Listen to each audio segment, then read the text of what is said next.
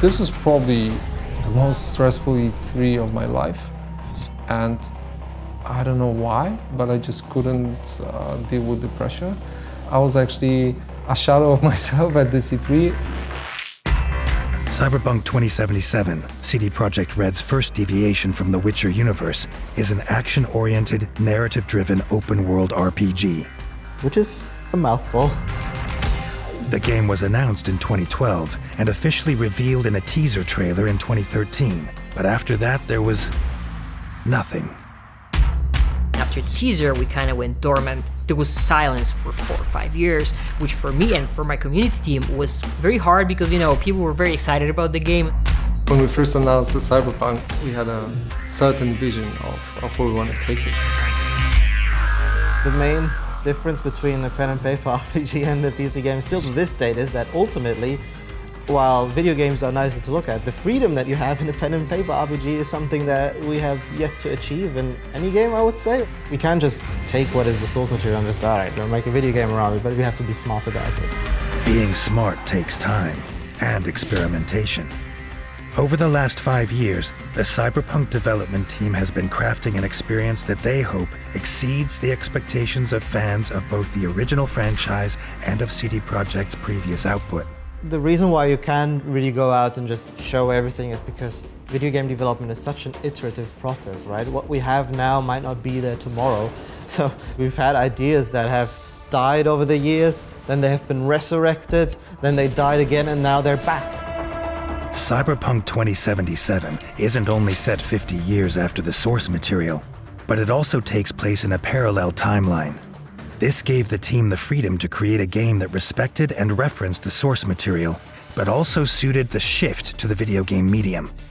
For example, it was vital that the player's character, V, be fully customizable. This was a real shift for a company associated with an incredibly iconic character like Geralt. For us, it's important to give players this freedom, to allow them to play themselves in our world and really immerse themselves. That is also part why we have the first-person perspective, right? Because you don't play as someone else, but you play as I. Got a window on the left, go! The move to first person is essential to convey the scale and verticality of Night City, the game's sprawling, neon-soaked hub. But this change in perspective, combined with a completely new style of navigation, including the ability to drive, brings with it a new set of design challenges. It's easy to make an open world that when you're on foot feels huge. But if you're in a car, it's 10 minutes. One feels like a huge world, the other like a not so huge world. And how do you balance that? How do you create the feeling of vastness? But those are the cool things when you challenge yourself to sort of push forward into new uncharted territory, right? And you try to find new solutions to these problems. At E3 2018, CD Projekt Red finally revealed the first gameplay of Cyberpunk 2077 to a select audience of media and invited guests. We were so nervous and anxious to learn what people will say about the game because the hype was unreal. Soon word spread that it was the must-see game of the show. The team left E3 with over 100 media awards. But for the community of PlayStation gamers who had waited so long to see the game in action, the words of the media weren't enough. They had to see it for themselves.